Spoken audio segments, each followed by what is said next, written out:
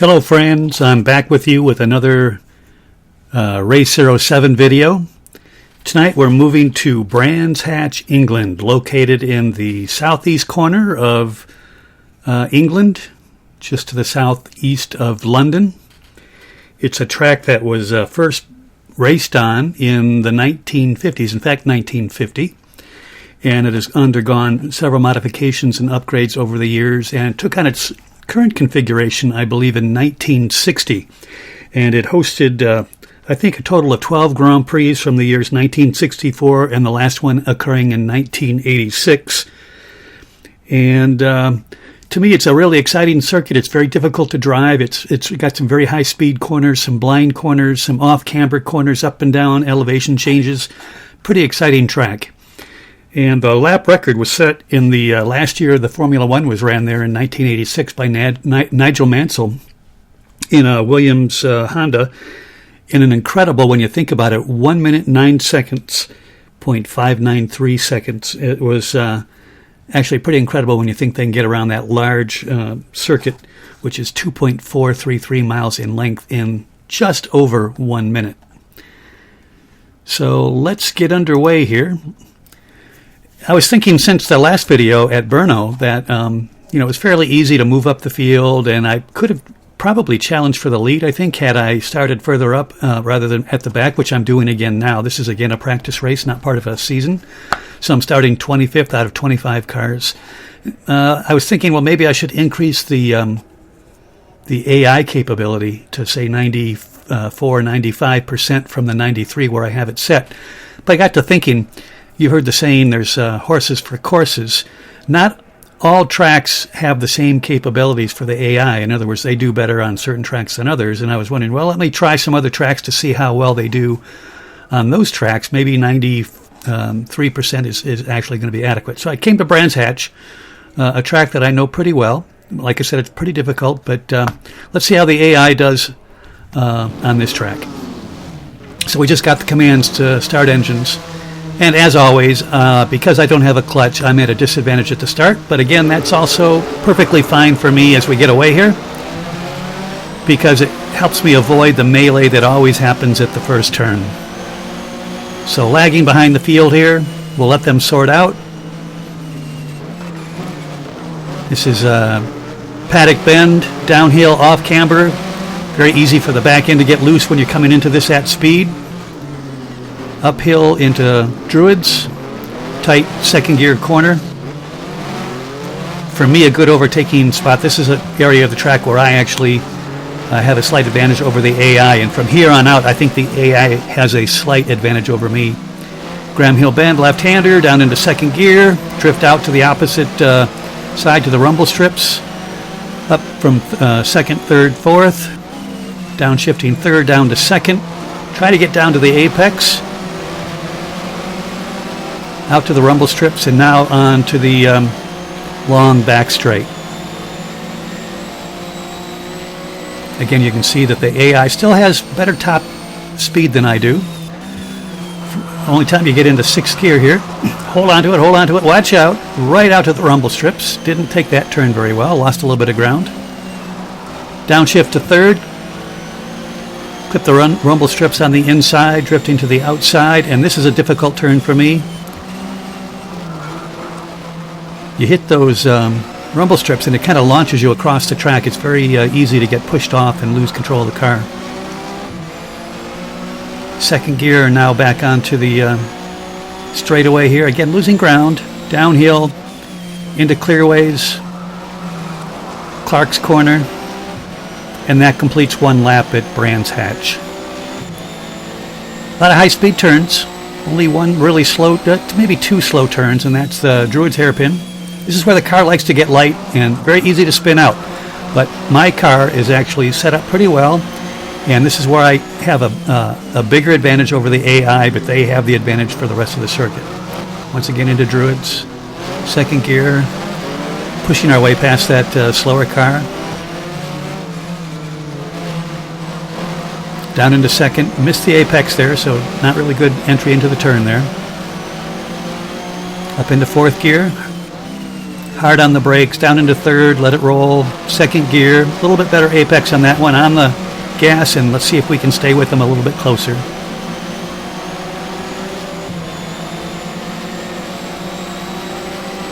Again, this is the only place on the circuit where I get up into sixth gear.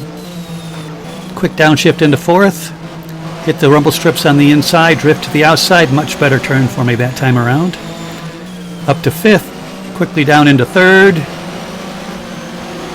I could probably take that turn a little bit faster. Use up more of the track on the outside. Again, this is a difficult part of the track for me. It's a blind turn, and you have a tendency to drift off to the outside, put your wheels on the dirt, and you can easily spin there. Track is really well modeled in Race07. I like it a lot. Down to third gear for the Clark's curve onto the front straightaway, completing lap number 2. So we got one car behind us, and as you can see, the AI is a little bit harder to catch than they were at Brno. Car really likes to get tail end light there, but I'm close enough now where I can outbrake this guy into Druids. Dive into the inside, hard on the brakes, second gear. 2 cars behind us now. The other thing I noticed at the last race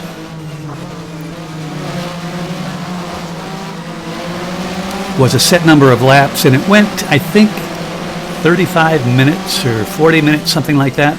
Probably a little bit too long, I think, for YouTube videos. So I've decided to make all my races, depending on what class they are, 20 to 25 minutes long. And I think that will be adequate to get a decent length of a race in without being too long for YouTube. So I'm going to go to a timed race. We'll see how well I like that. Had to get on the brakes here because I was drifting to the outside. Kept it on the track, though. Got a little tap from behind. Thank you very much, buddy. This is that difficult turn for me. This is the hardest turn on the track for me.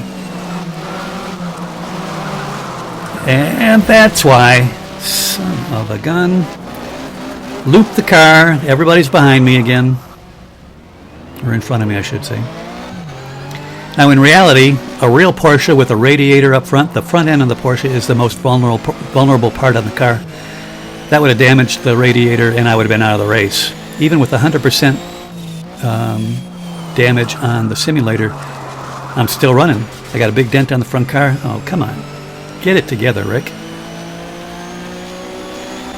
Even with 100% damage on the simulator,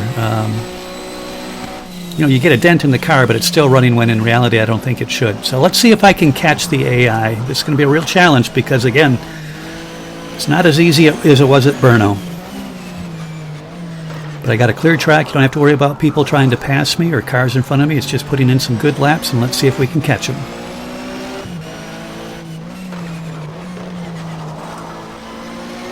Hit my marks. Could have carried a little bit more speed through there. Another difficult turn for me. This turn goes on for quite a ways. The Porsche likes to get oversteer, and you can use that to your advantage there. If you pitch the car into the corner, it'll set you up for the straightaway.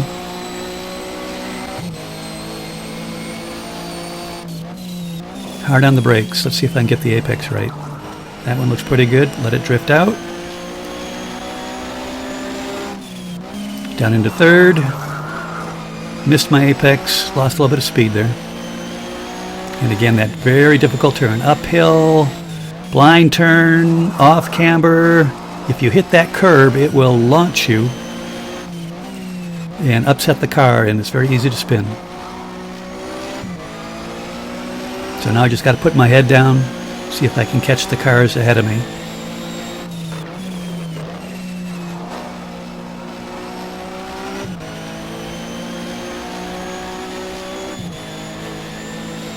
Onto the Brno straight, named for Jack Brno,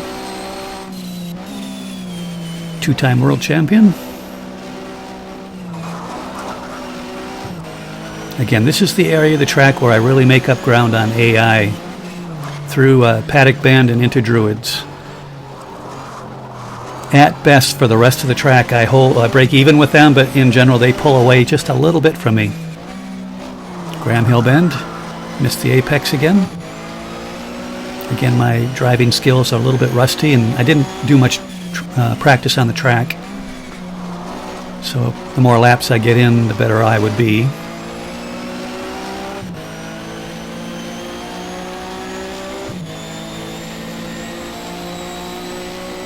Really get a sense of the elevation change here.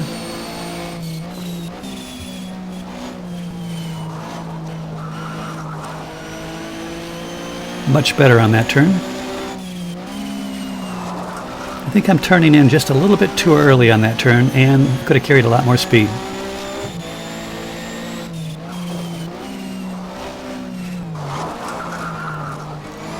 Probably need to adjust my shocks there so they don't throw the car off so much. And not take so much of the curb too, but I think to go fast you really do need to clip the curb there.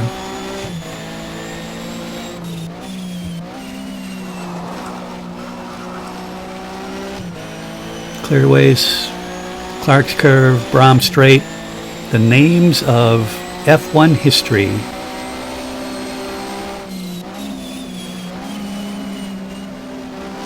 Car really wants to get loose there.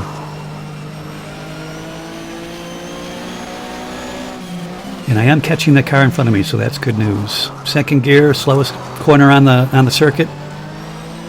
You don't want to get on the gas too quickly there because the back end will come around, especially with this Porsche. Again, missing the apex in that turn there. I really got to get better at that.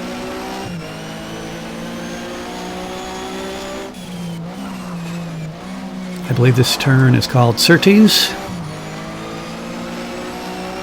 And this straightaway has a name and I don't remember it off the top of my head. It's something down.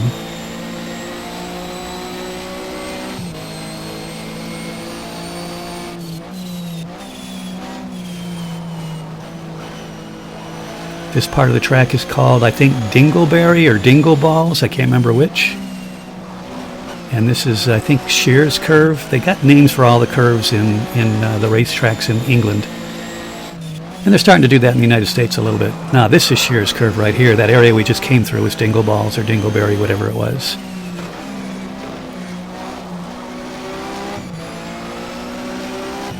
So we're definitely catching the Porsche in front of us. So we'll be able to get him. We got him pretty early in the race, too. So he is one of the slower cars. Once again, I've got the AI set up to have different strengths and weaknesses, and there's going to be good drivers and bad drivers. The bad drivers will be at the back of the field. I expect them to be easier to pass, not necessarily easy, but easier. And the further up the field you go, it should be harder to pass because they're better drivers. Okay, now we're getting to the point where we're closing in on this guy. Don't lose it, don't lose it, hold on to it.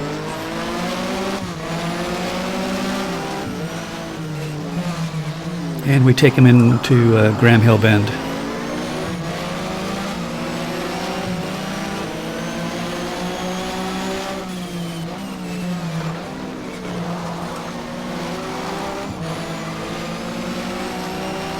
Not a bad corner. I could have cut it a little bit closer to the inside of that turn. Just keeping my head down, driving hard, trying to catch as many cars as possible. And basically, again, this is a practice race. I didn't put a lot of time into practicing. I didn't qualify. Haven't figured out the best setup for the car yet. And this is strictly to see how well I do against the AI and whether I need to adjust the AI strength. That turn was much better. Just grazed that curb. Still threw me outside to the curve, but it was very controllable.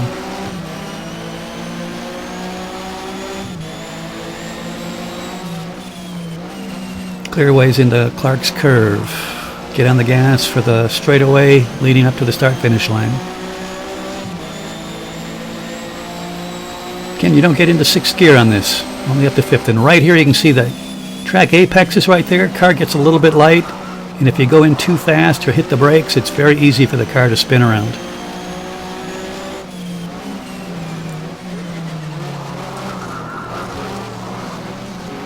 Using a little bit of oversteer to get around that curve.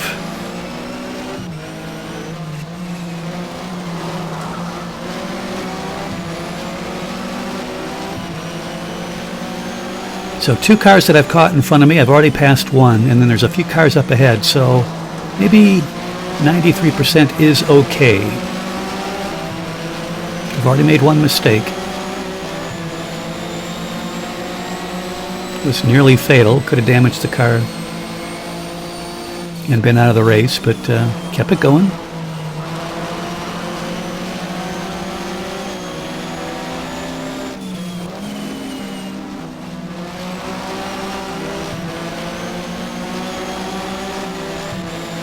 Again, great elevation changes on this track. Car gets light right here.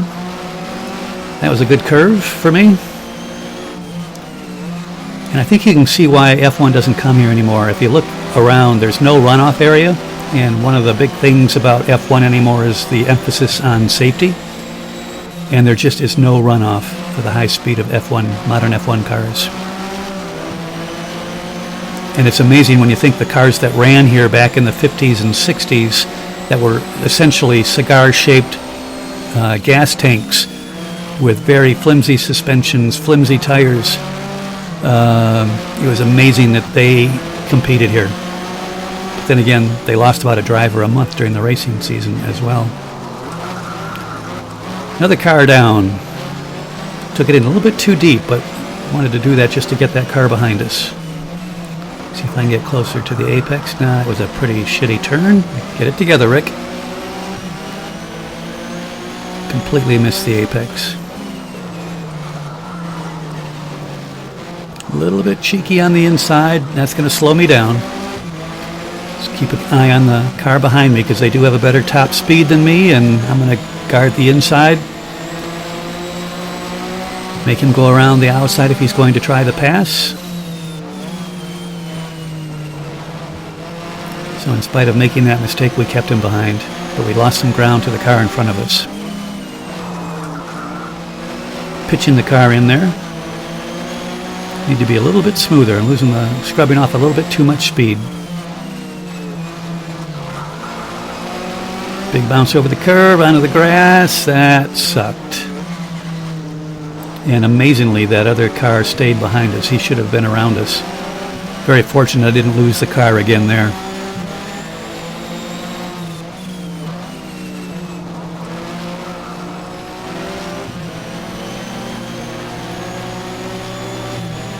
I need to be carrying more speed through Clark's curve, so I drift right out to the edge of the track, so losing a little bit of time there.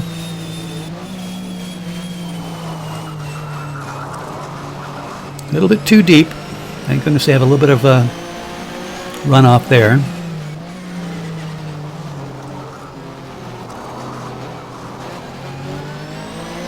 Smoothly on the gas coming out of Druids.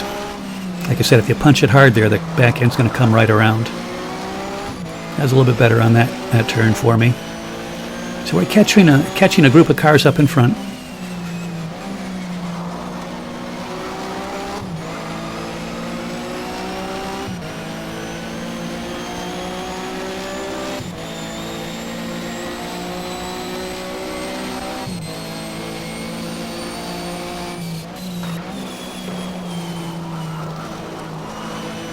That was a good curve for me.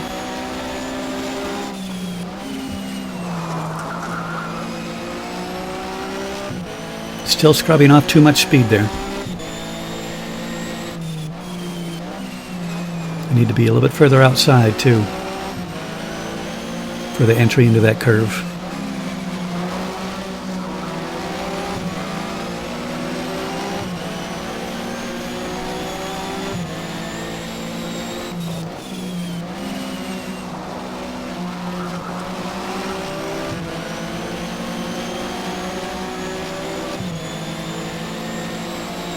Now again, when I'm racing, this is a replay.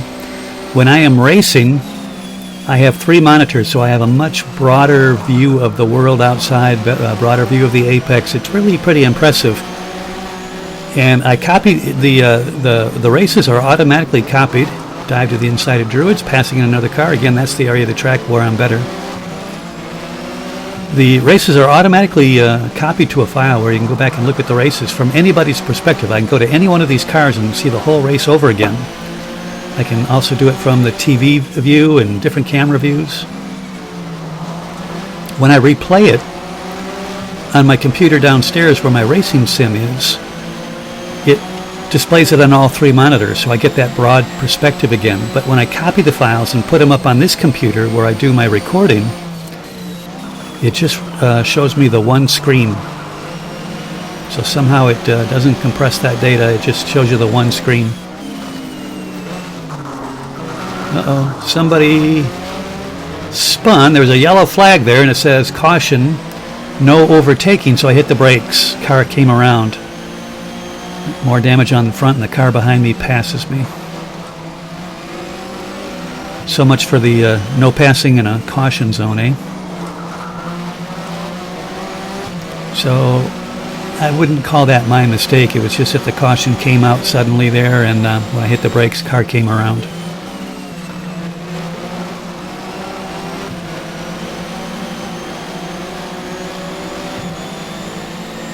It would be nice if that red car in front of me would give me the position back since he passed in a caution zone, but it's not going to happen. I think I'm close enough now to dive into the inside here at Druids.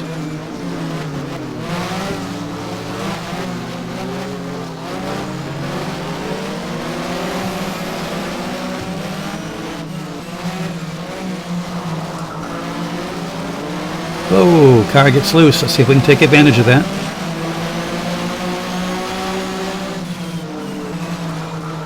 And we do.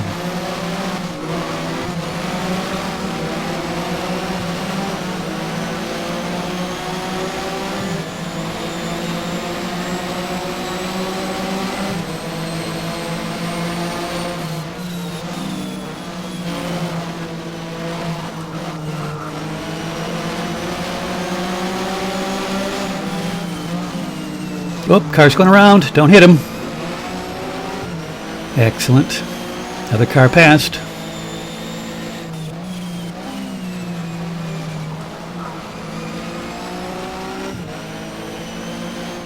Gives us a little bit of breathing room from the cars behind us as well.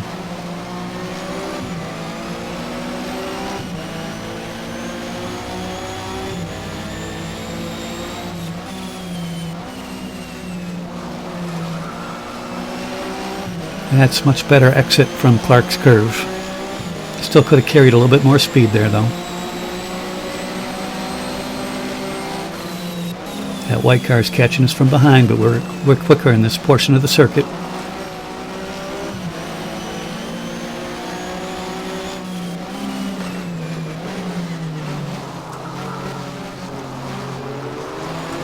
That yellow car up ahead is fishtailing a little bit, slowing traffic down.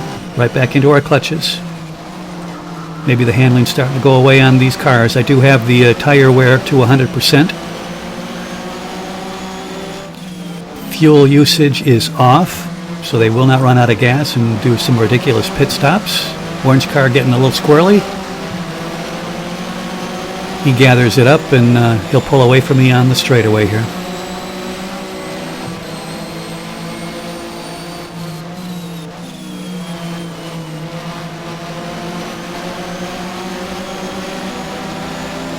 You can see the AI just a hair quicker than me through these corners.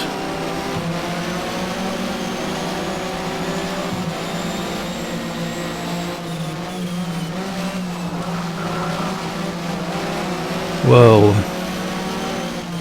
That was probably as quick as I could take that, but very uncomfortable. I almost put my wheels on the dirt again.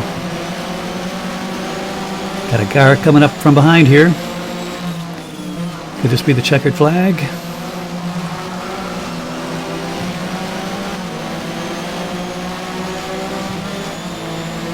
Nope, not yet. Yes, it was. That was the end of the race. 20 minutes at Brands Hatch.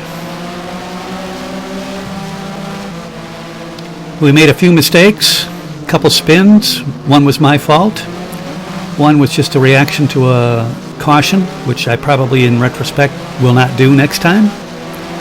We did pass a few cars, and we could have been set to pass a few more, so I think I'm going to keep the AI set at 93% for the time being. Check out a couple other racetracks to see how they do there, and we'll see how that works. So anyways, I hope you enjoyed that video, and I'll be back with more racing, not only here in the Porsche series, but also with Caterham's, Formula BMW, Formula 3000, and I hope to get GT3 as well. So anyways, you guys have a good night, and we'll see you next time.